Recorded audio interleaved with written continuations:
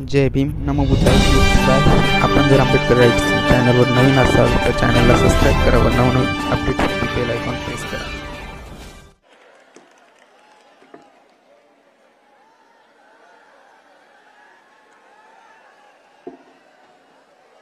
आपल्याला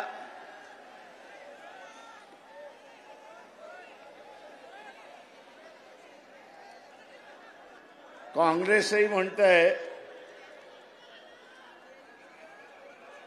समोरच्या मंडळीने बसून घ्या, बसून घ्या, बसून घ्या, म्हणजे पाठीमागून आवाज होणार नाही. बसून घ्या, शांततेने बसून घ्या.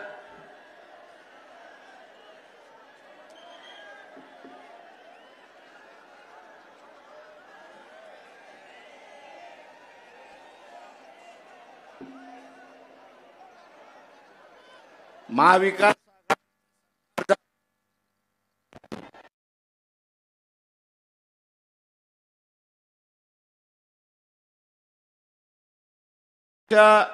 ओलांडली, 2 वर्ष ओलांडली, तरीही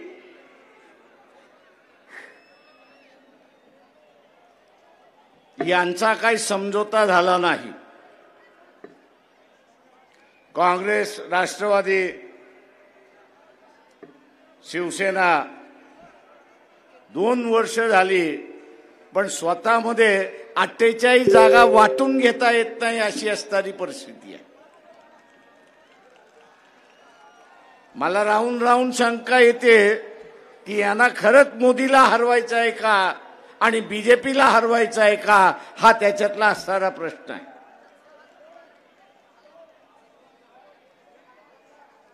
त्याचा महत्वाचा भाग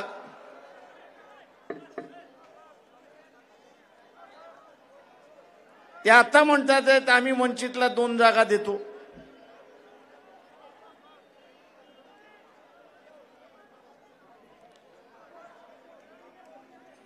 मी काँग्रेसवाल्यांना म्हटलं कुठले 2 जागा देतात त्या सांगा.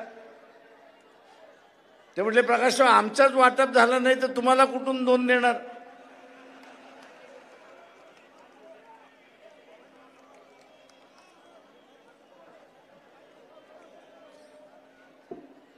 सांगण्याचा मुद्दा हा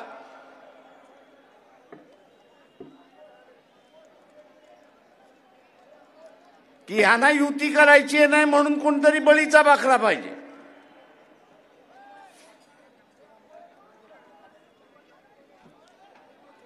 जसं कुर्बानीचा बकरा असतो तसा बकरा हे आता शोधताय.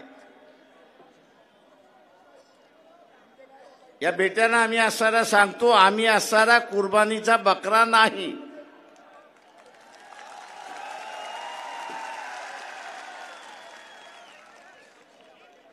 पहिल्यांदा तुम्ही असणारा तुमच्यामधल्या जागा वाटून घ्या. आम्हाला ज्या जागा पाहिजे ज्याच्याकडे गेल्यात त्याच्याबरोबर बोलून आम्ही वाटाघाटी करू.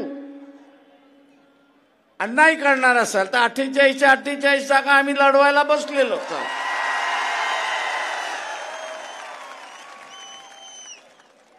पण बेट्यानो एक लक्षात घ्या, वंचित आघाडीपैकी एकही जेलमध्ये जाणार नाही.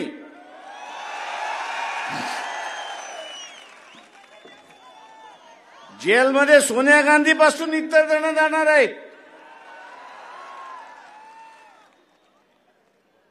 यांना म्हणालो मोदी वाघ म्हटला तरी खातोय आणि वाघोबा म्हटला तरी खातोय. मग 2 हात करायला भीताय कशासाठी? 2 हात करायला भीताय कशासाठी? वाघ म्हटला तरी खातोय, वाघोबा म्हटला तरी खातोय.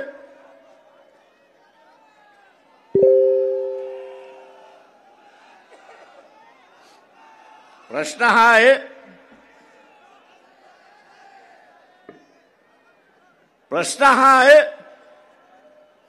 की तुम्हाला खरं लढण्याची इच्छा आहे का?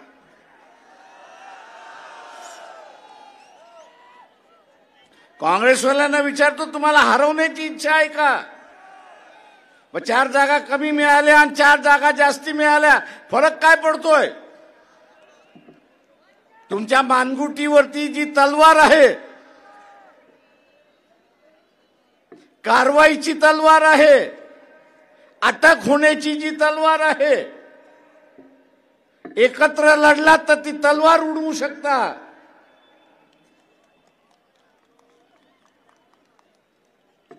पण भिवून भिवून लढायला लागलात तर ती तलवार तुमच्या मानेवरती पडल्याशिवाय राहणार नाही, हे लक्षात घ्या. आणि म्हणून म्हणतो, युती केली तर वाचाल, युती नाही केली तर जेलमध्ये जाणार, एवढं लक्षात घ्या.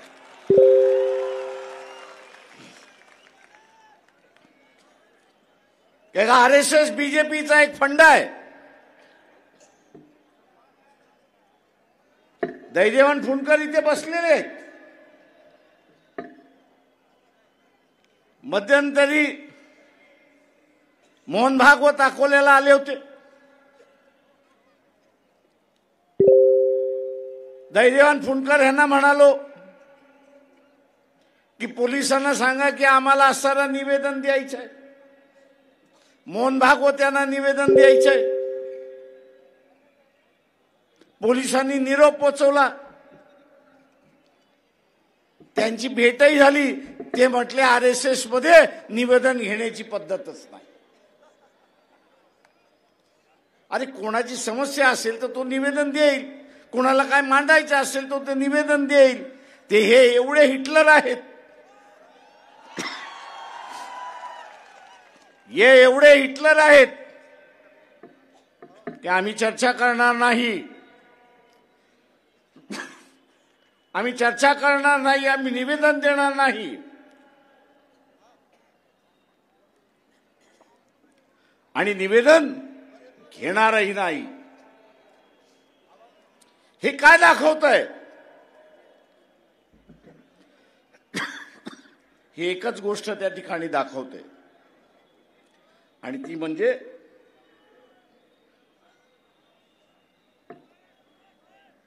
एक कलमी कार्यक्रम,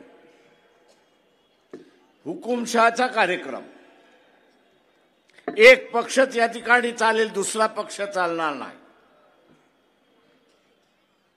आणि म्हणून इथल्या असणाऱ्या विरोधी पक्षानं सांगितलं, इलेक्शन होईपर्यंत तुम्ही त्याच्याशी बोलू शकता, समझोता करू शकता. अरे बाबा आम्ही तुला पाहिजे तसं करतो, तू आम्हाला टाकू नको. पण लोकसभेचं निवडणूक झाल्यानंतर, नरेंद्र मोदी सत्तेवरती बसल्यानंतर तुम्ही काय त्याच्याशी बोलणार? त्याला असताना एकच पक्ष पाहिजे, उरलेले सगळे संपले पाहिजेत. आणि उरलेले सगळे संपले पाहिजेत असं धोरण घ्यायचं असेल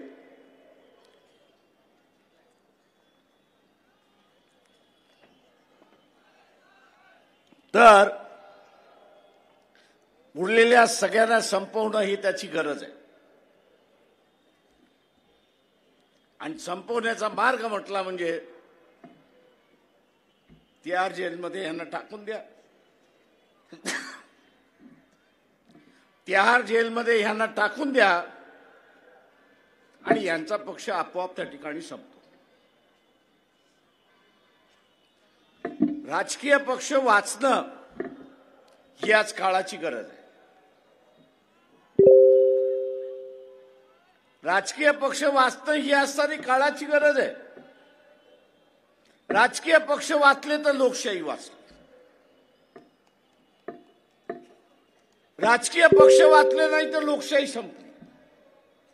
आणि लोकशाही संपली की हुकुमशहाला या ठिकाणी सुरुवात होणार. आणि म्हणून या काँग्रेस, राष्ट्रवादी, उद्धव ठाकरे यांची असणारी सेना बसा आणि समझोता करा. बसून समझोता केला नाही तर तुम्ही जेलमध्ये गेल्याशिवाय राहणार नाही, एवढं लक्षात. तो मोदी बसलेलाच आहे.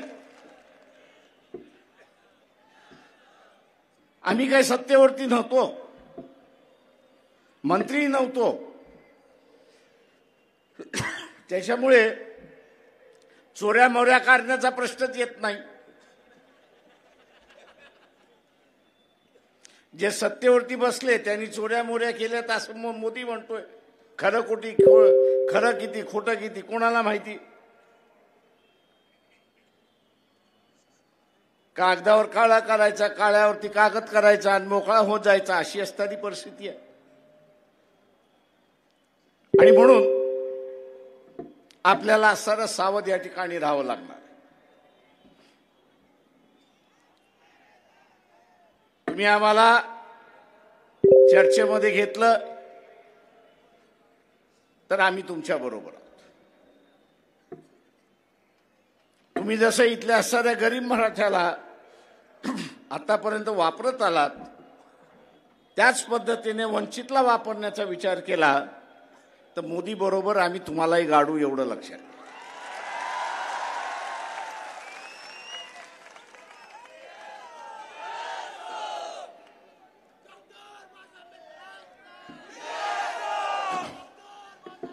आणि म्हणून मित्रो,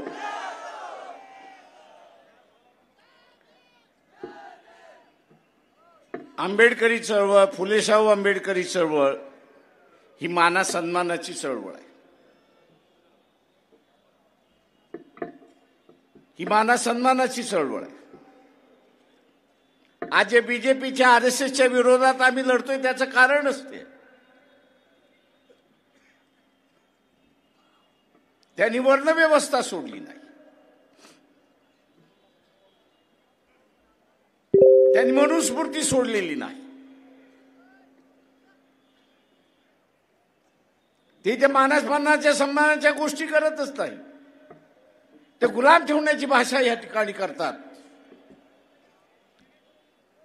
आणि आम्ही इथे असणारा फुलेशाहू आंबेडकरी विचाराच्या चळवळीने इथे गुलामी संपवलेली आहे आणि मानवता या ठिकाणी जिवंत ठेवलेला आहे. आणि तोच मानवतावाद आम्ही या ठिकाणी चालवणार.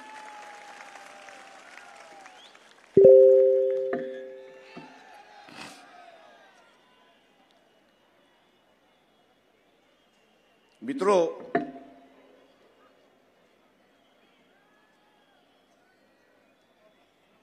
मोदी सुद्धा भ्यायलेला आहे, एवढं असताना लक्षात घ्या.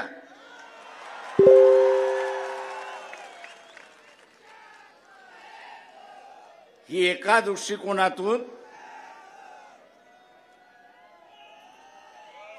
दृष्टिकोनातून आरपारची लढाई आहे, एवढं लक्षात घ्या.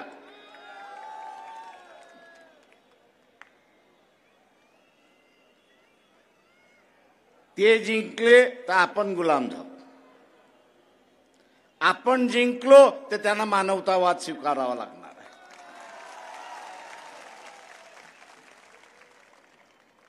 आणि म्हणून काँग्रेसवाल्यांना म्हणतोय, आरएसएस एनसीपी वाल्यांना म्हणतोय, तुम्ही या लढ्याचे कधी भाग नव्हतात, तुम्ही या लढ्याचे कधी भाग नव्हतात. लढ्यातून चळवळ कशी उभी करायचं याचा इतिहास तुम्हाला नाही.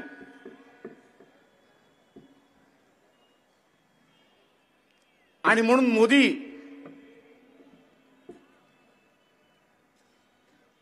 हा लढ्यातून उभा राहिल्यामुळे त्याला काय करायचं याची असणारी जाणीव. काँग्रेसवाल्यांनी आता काय केलेलं आहे, काय नवीन कार्यक्रम आखलेला आहे. भारत जोडो यात्रा कधीपासून चालू झाली आणि कधी संपणार आहे? या महिन्यात संपणार आहे की ती मार्च महिन्यामध्ये संपणार आहे?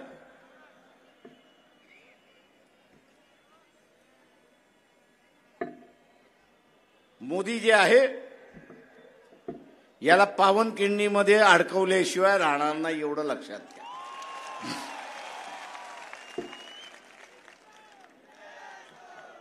आता पावनखिंडीमध्ये अडकवायचं म्हणजे काय? इलेक्शन ताबडतोब घ्या,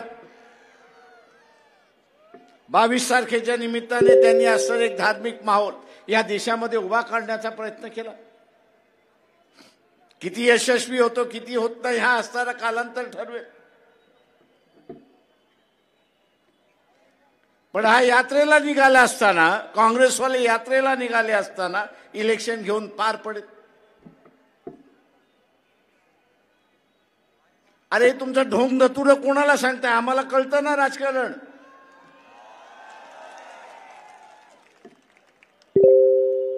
म्हणजे इलेक्शन तोंडावरती आले,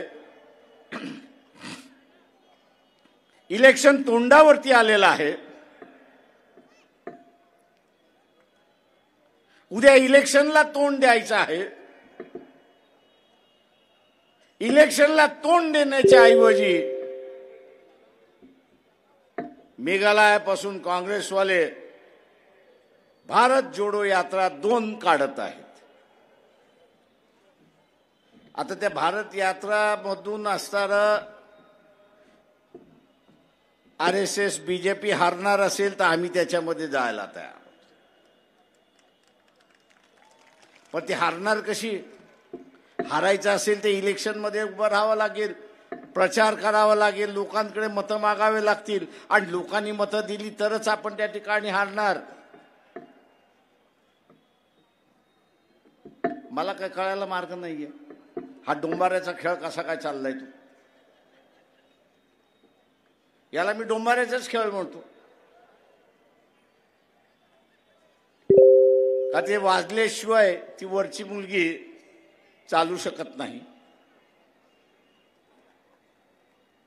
आणि म्हणून याच्यापासून आपण सावध राहिलं पाहिजे. मी आपल्याला एवढंच त्या ठिकाणी म्हणणार.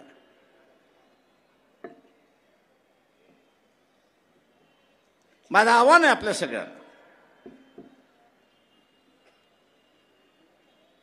इथे जाणीवपूर्वक आघाडी झाली असती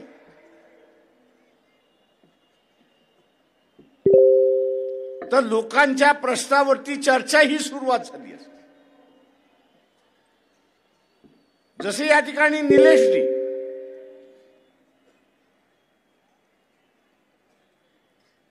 जो कंत्राटी कामगार आहे, या कंत्राटी कामगाराला याची जाणीव नाही की तो परमनंट होईल की नाही होईल.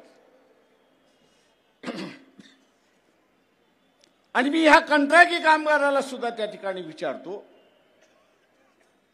की तुम्ही थोडंसं डोकं वापरणार आहात की नाही?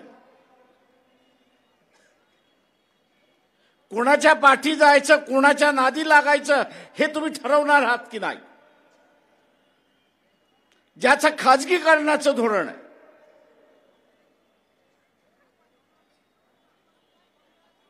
ज्याचं खाजगीकरणाचं धोरण आहे, त्याला अस्थिर कामगार वर्गच पाहिजे. आणि अस्थिर कामगार वर्ग करायचा असेल तर कॉन्ट्रॅक्टवरती कामगार ठेवला पाहिजे. 2 वर्षासाठी, 3 वर्षासाठी, 5 वर्षासाठी.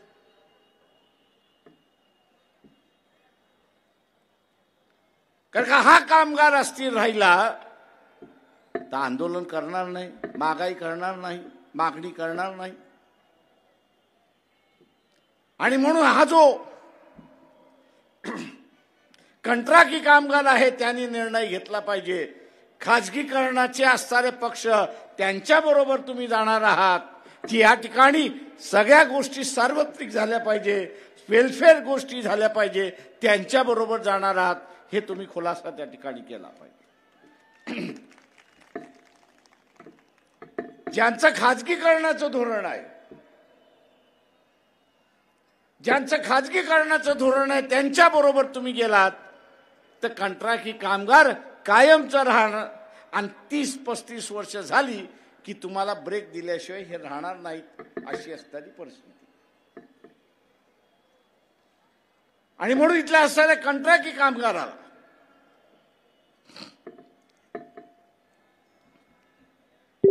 इथल्या असणाऱ्या कंत्राटी कामगाराला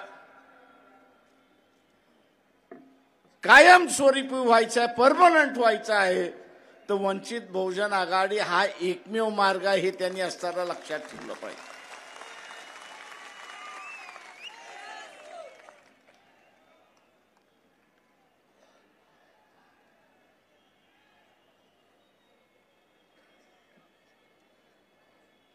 त्याच्याशिवाय मार्ग नाही.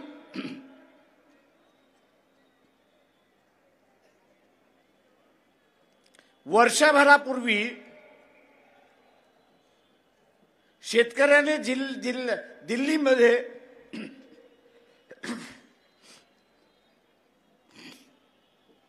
दिल्लीमध्ये 1 वर्ष ठिय्या आंदोलन केलं होतं. कशासाठी केलं होतं? त्यांची मागणी होती की जो हमी भाव आहे या हमी भावाची काही वेळेस अंमलबजावणी होते, काही वेळेस अंमलबजावणी होत नाही. बहुतांश वेळा तर ती होतच नाही. ही अंमलबजावणी होण्यासाठी ते मागणी करत होते की कायदा करा की जो कोणी व्यापारी किंवा कृषी उत्पन्न बाजार समितीतले डायरेक्टर, चेअरमन, पदाधिकारी आहेत यांच्या अखत्यारीमध्ये हमी भावापेक्षा शेतीचा माल कमी घेण्यात आला तर त्याच्यावरती फौजदारी गुन्हा करा. मागणी चूक होती का? आज मला असणारे इथले राजकारणी म्हणतात, प्रकाशराव तुम्ही ही मागणी करणार का? म्हटलं आपण सत्तेवरती आलो तर कायदा आपण बदलला पाहिजे आणि बाजार समितीतले डायरेक्टर जे आहेत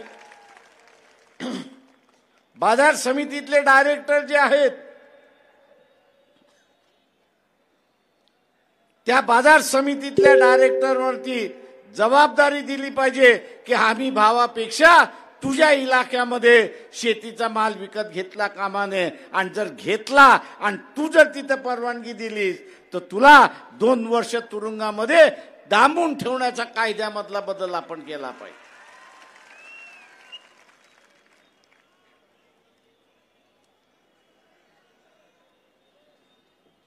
आज इथले सत्ताधारी म्हणतात आहेत, विरोधकही म्हणतायत तुम्ही आपला अजेंडा ठेवत चाललाय. म्हटलं मला जो दिसतोय तो अजेंडा मी ठेवतोय.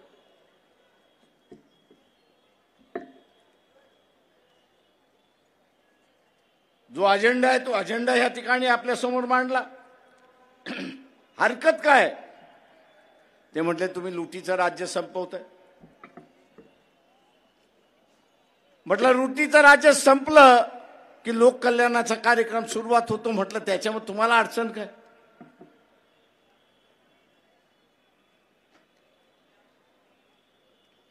अडचण ही आहे की आपण इथली लूट जी शेतकरी याची होतोय ती थांबवायला त्या ठिकाणी निघालो. मी इथल्या असणाऱ्या कापसाच्या शेतकऱ्याला आव्हान देतो. इथे 12,000 क्विंटल कापूसाचा भाव गेला होता की नव्हता? त्यावेळेस हे जे शर्ट तुम्ही विकत घ्यायला गेलात त्याचा भाव वाढला होता का? नाही. आज पुन्हा असणारा कापसाचा भाव 6, 7 पर्यंत आलेला आहे.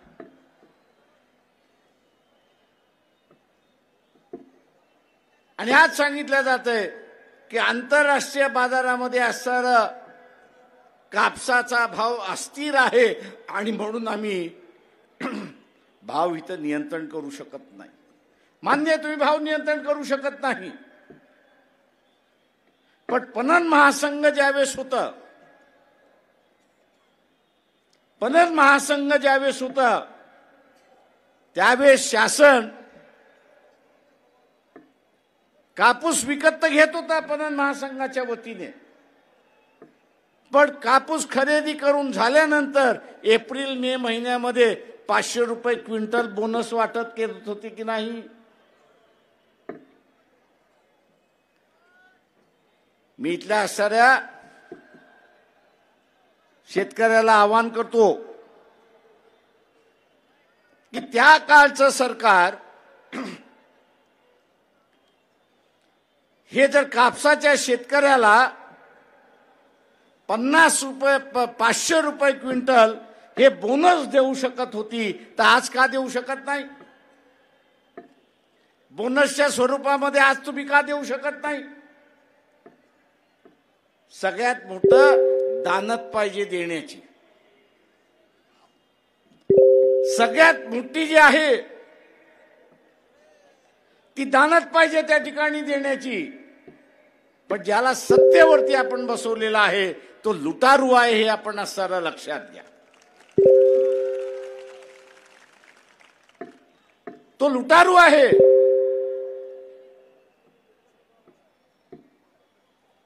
या लुटारूंना नियंत्रण ठेवणारं कोणी नको आहे, म्हणून ते आम्हाला म्हणत तुम्ही दोनच घ्या.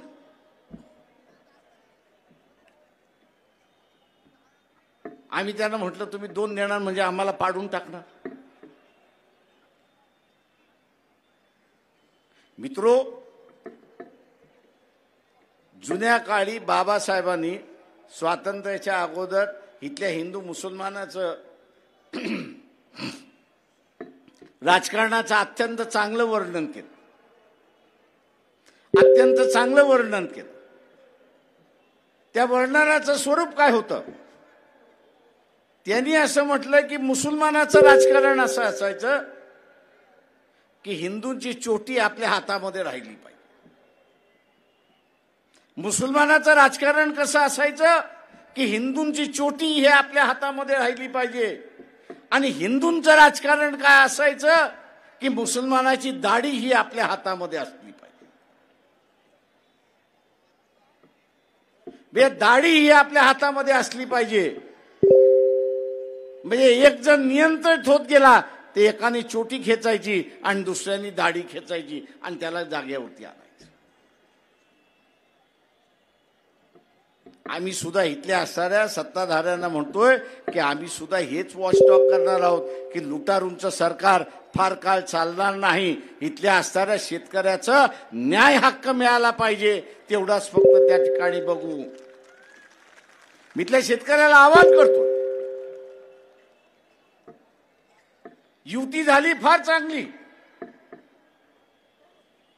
आम्ही म्हणतो युती झाली पाहिजे, पण जेलच्या भीतीने युती झाली नाही. उद्याच्या जेलच्या भीतीने युती झाली नाही. आपण वंचितच्या पाठीमागे उभे राहा, वंचितला सत्ता द्या. जुना असताना 500 रुपये क्विंटल बोनस देण्याचं जे धोरण होतं, 500 रुपयाचं बोनस देण्याचं जे धोरण होतं ते पुन्हा लागू केल्याशिवाय राहणार नाही, हे आपण असताना लक्षात घ्या.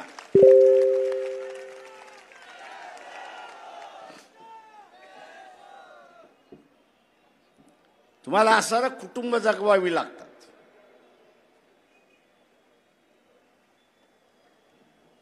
तुम्हाला असणारं कुटुंब त्या ठिकाणी जगवावी लागतात. आणि कुटुंब जगवण्यासाठी महाराष्ट्राची तिजोरी जर उपयोगात आली तर अधिक चांगला आहे आणि ती वापरल्या गेली पाहिजे, ही भूमिका वंचित बहुजन आघाडीची आहे. आणि म्हणून मित्रो,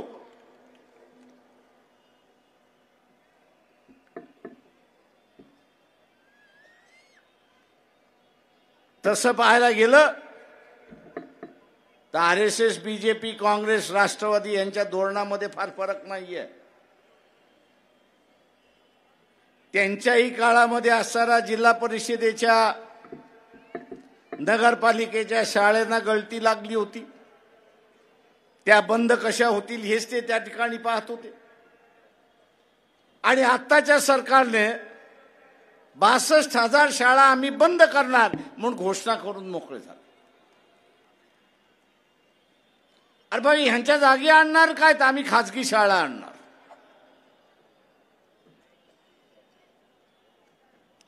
किती कुटुंब ह्या सभेमध्ये बसलेले आहेत, त्यांना खाजगी शाळेंच्या फिया भरता येतील त्यांनी हात वरती करा.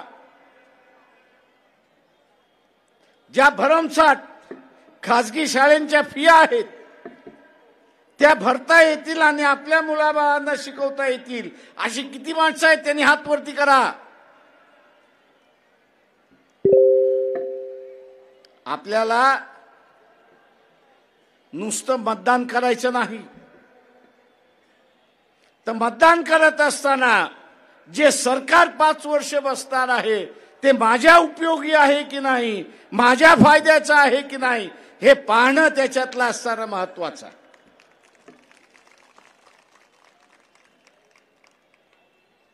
नाही तर माझ्या जातीचा उमेदवार आहे, मी आता जातीसाठी माती खाल्ली पाहिजे,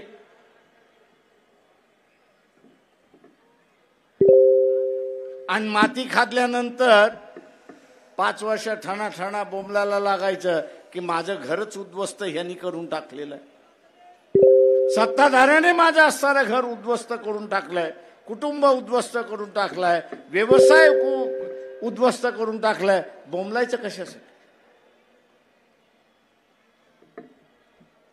आणि म्हणून उद्याचं हे सरकार माझ्या विचारसरणीचं आहे की नाही हे त्याच्यातलं महत्वाचं आहे. ते बीजेपीचं सरकार असेल किंवा काँग्रेसचं सरकार असेल,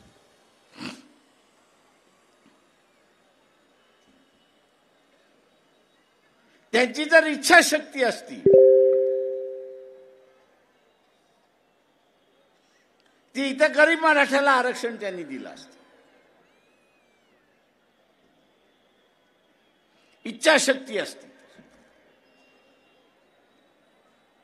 मी जे म्हणतो ज्याला कोणाला असणारा समजून घ्यायचा असेल तर आता असणारा सुप्रीम कोर्टाने जो निकाल दिला तो निकाल वाचावा.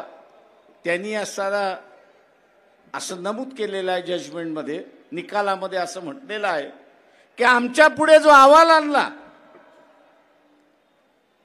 तो अशा पद्धतीने अहवाल आणला की मराठा वर्गामध्ये गरीबच नाही.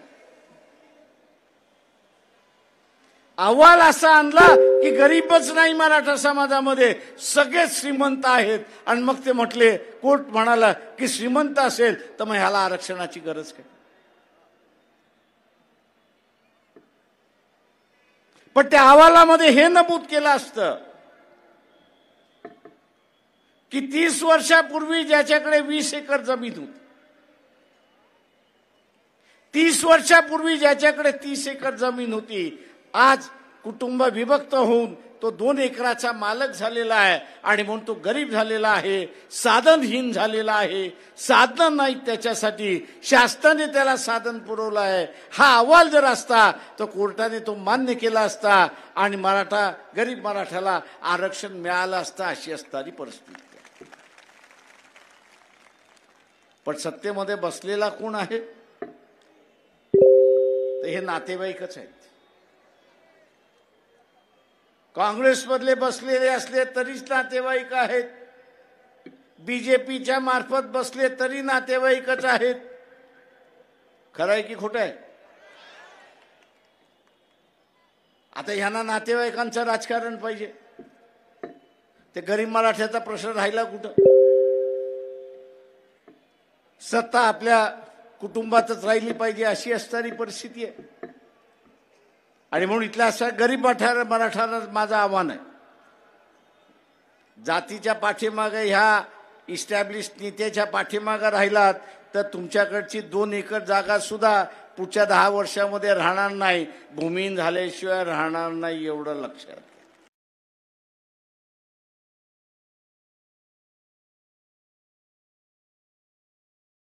करणार असलं.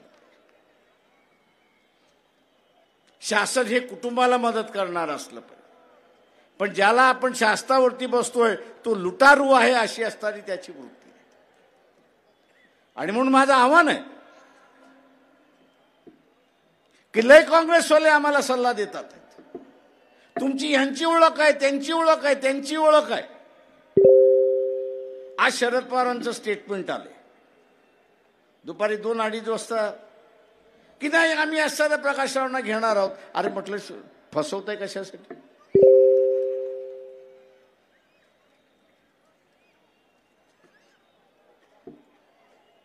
ते तुम्ही प्रिंट मीडिया, इलेक्ट्रॉनिक मीडिया यांच्याशी का बोलताय? तुम्ही असणारे रेखाताई ठाकूर पक्षाच्या अध्यक्ष आहेत, त्यांच्याशी तुम्ही बोलू शकत नाही का? बा आम्ही तुम्हाला घेतलंय, तुम्ही या. बिनबुलाय तो आम्ही कुठे जाणारच नाही.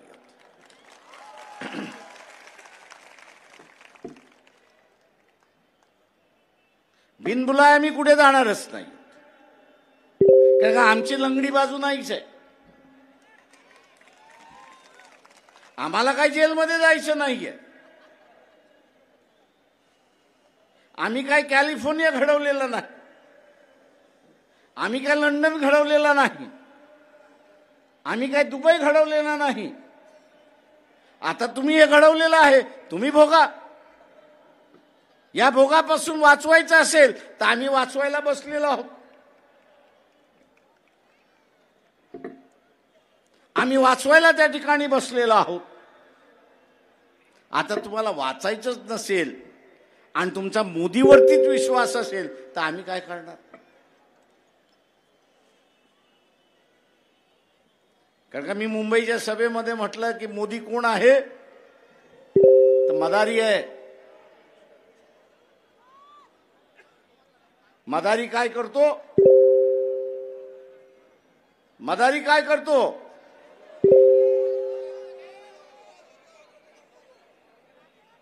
कोणाला नाचवतो?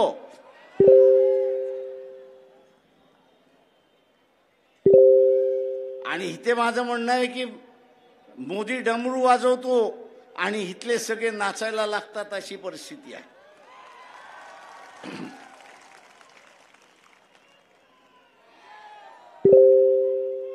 एक तरी कुठल्याही विरोधक काँग्रेसमधला असेल, इतर पक्षांमधला असेल, एनसीपी मधला असेल, जे बेट आपल्या ताब्यात होतं, मालदीवी सारखं बेट आपल्या ताब्यात होतं, की जिथे आपलं सैन्य होतं, या अमरावती जिल्ह्यापेक्षा असणारा कमी आकाराचा ते असणारा मालदीव आहे. अमरावती जिल्ह्याच्या अर्धा असणारा ते मालदीव आहे. तिथला पंतप्रधान नरेंद्र मोदीला काय म्हणतो? 15 दिवसामध्ये तुझं सैन्य घेऊन जा.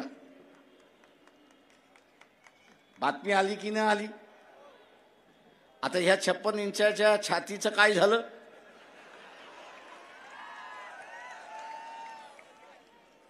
मी इथल्या सनातन हिंदूंना विचारतो, जगामध्ये जेवढी बेइज्जती मोदीच्या काळामध्ये भारताची झाली तेव्हा इतर कुठल्याच प्रांतामध्ये झाली नाही, हे आपण सर्व लक्षात घ्या. म्हणजे अमरावतीचा अर्धा सुद्धा ते मालदीव्स नाही. आणि तिथला पंतप्रधान त्याला दम देतोय आणि सांगतोय, ए तुझं सैन्य मागे घेऊन जा मोद्या.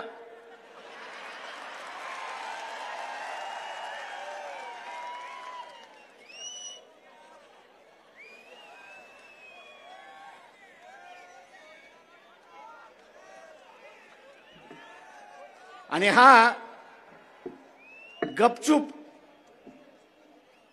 त्या फॉरेन मंत्र्यांना पाठवतो आणि म्हणतो युगांडामध्ये त्या मालदीवच्या फॉरेन मंत्र्याची बातचीत करतो, अरे माझी एवढी असणारी बेआबरू करू नका.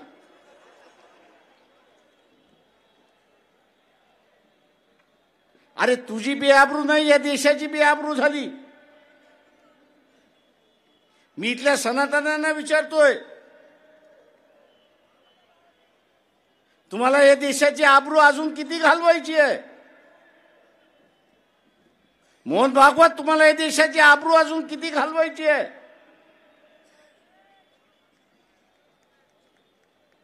एक तरी काँग्रेसवाला बोलला का? का नाही बोलला?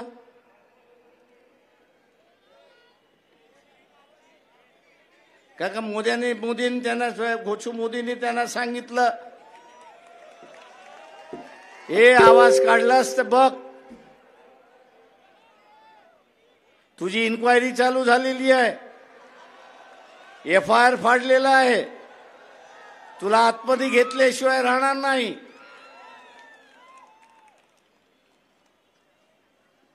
आता एवढं भित्रट आणि नेबलट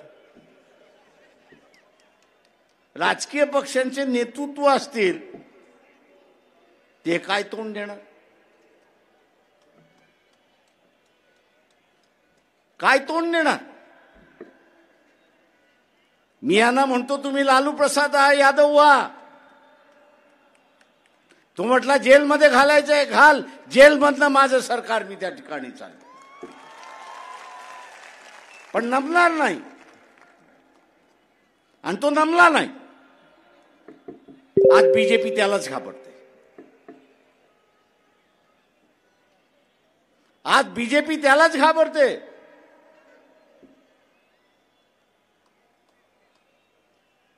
पण या उरलेल्यांना घाबरत नाही. पण बीजेपी ज्यांना घाबरते त्यांच्या हातामध्ये हे नेतृत्व द्यायलाच तयार नाही, हे त्यांना प्रमुख बनवायलाच तयार नाहीये.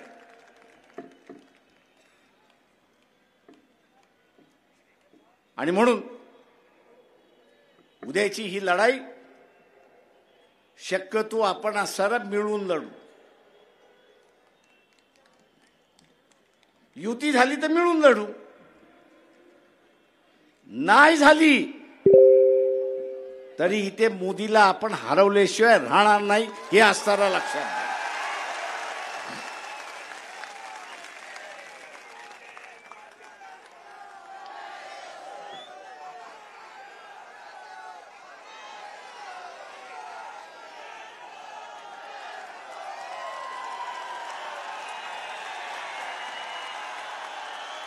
काँग्रेसवाल्यांना आम्ही सांगतो,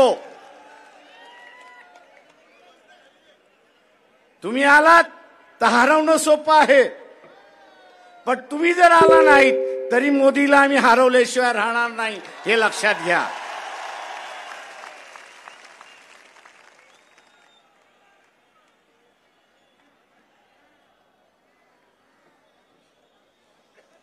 कारण का मला जिल्ह्यातले काँग्रेसवाले म्हणतात आहेत, प्रकाशराव तुम्हाला घेत नाहीत, काय करायचं? म्हटलं तुम्हीच ठरवा.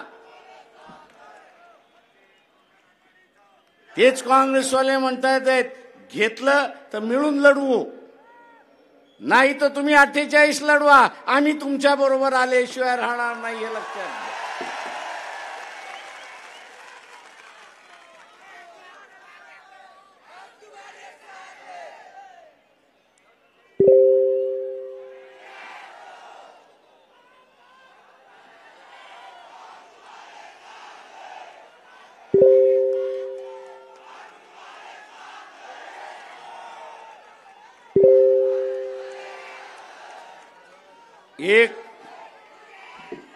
एक फक्त आपण मालदिवचा प्रश्न काढल्यानंतर मला असणारं कनेक्ट जे बीजेपीशी संबंधित आहेत, RSSशी संबंधित आहेत, प्रकाशराव थोडं कमी बोला ना. म्हटलं का काय झालं? काय नाही, तुम्ही आमच्या नेत्याची छबी खराब करताय. तर म्हटलं ही आता झाकी आहे म्हटलं होतं. जसा काळ जाईल तर तसं म्हटलं अजून उघडं पाडत जाऊ.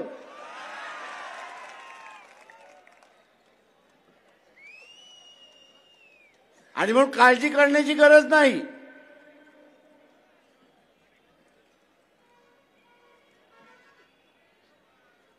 आणि म्हणून काळजी करण्याची गरज नाही. ही लढाई आपण जिंकल्याशिवाय राहणार नाही, एवढं लक्षात घ्या. पण त्यासाठी जे निलेशने सांगितलं की उद्याची ही लढाई संविधानाची लढाई आहे. आज मोदी सारखा तेली समाजाचा चहा विकणारा पंतप्रधान होऊ शकतो. ही संसदीय लोकशाहीची कमाल आहे, हे आपण लक्षात घ्या. ही संसदीय लोकशाहीची कमाल आहे. पण जे घटना बदलायला मागतात आहेत नवीन घटना बदलायला आणतात आहेत त्यांना असणारा विचारा की तुम्ही अध्यक्षही पद्धत आणताय की न आणताय. तेली समाज जसा विश्वकर्मे म्हटलं आपण एक उमेदवारी ह्या ठिकाणी दिली पाहिजे. एक भाग आहे की जिथे असणारा तेली समाजाची मतं जास्ती आहेत त्याच्यामुळे उभं केलं, उरलेल्यांनी ताकद दिली तर तिथला असणारा आमदार निवडून येऊ शकतो. पण उद्या अध्यक्षही पद्धत आली आणि एखादा तेली आपण उभा केला अध्यक्षाच्या राष्ट्रपतीच्या असणाऱ्या अध्यक्षासाठी, तो निवडून येऊ शकतो का?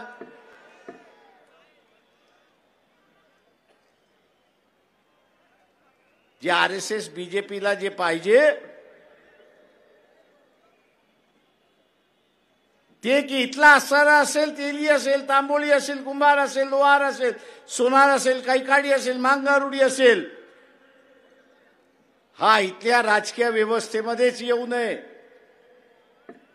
हा कायमचा गुलाम राहावा, हा कायमचा गुलाम झाला पाहिजे. आणि म्हणून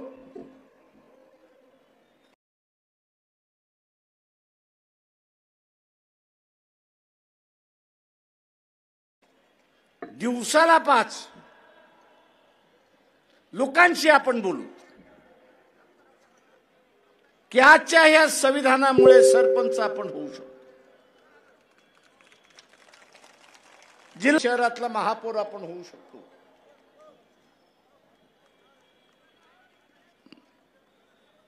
कारण का इथे असणारा संसदीय लोकशाही आहे. म्हणून उद्याची अध्यक्षीय लोकशाही आली तर आपलं सगळ्यांचं वाटोळं लागलं हे असताना लक्षात घ्या. आपण सत्तेतून बाहेर गेलो अशी असणारी परिस्थिती. आज आरक्षण आहे, या नव्या घटनेमध्ये असणारं आरक्षण येणार आहे का आपण त्यांना असणारा विचारा. आरक्षणाच्या माध्यमातून सत्तेपर्यंत आपण पोहोचतो, राजकीय सत्तेपर्यंत आपण पोहोचतो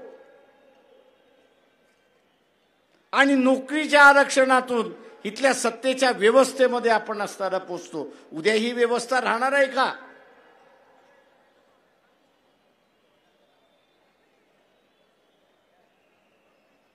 जे आहे ते सोडायचं आणि भूताच्या पाठीमागे लागायचं, असा जो स्वप्न त्या ठिकाणी दाखवला जातोय तो असताना थांबा.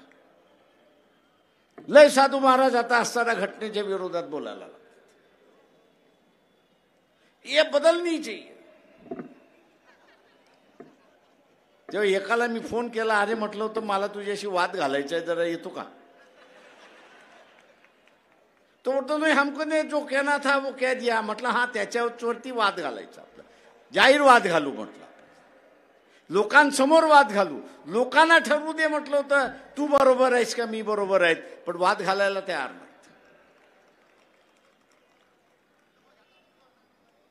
आणि म्हणून जसं आपण असणारं राजकीय आक्रमक भूमिका घेत जाऊ तसं ह्यांना असणारा पाठीमागं जावं लागेल. आणि उद्याचा विजय हा शाहू फुले आंबेडकरी विचाराचा विजय असेल, तो आपल्याला साध्य करायचा आहे. तो साध्य करत असताना मी सर्वांनाच घेऊन त्या ठिकाणी चाललो पाहिजे. मी जिंकण्याचं राजकारण त्या ठिकाणी केलं पाहिजे. डोक्यामध्ये काय ठेवलं पाहिजे की जिंकण्याचं राजकारण मी केलं पाहिजे. आणि जिंकण्याचं राजकारण करायचं असेल तर मला 51% मतं मिळाली पाहिजेत. त्या 51% पोचण्याची हिंमत आपण सगळेजण ठेवाल ही अपेक्षा मी बाळगतो आणि आपली रजा घेतो. जय भीम.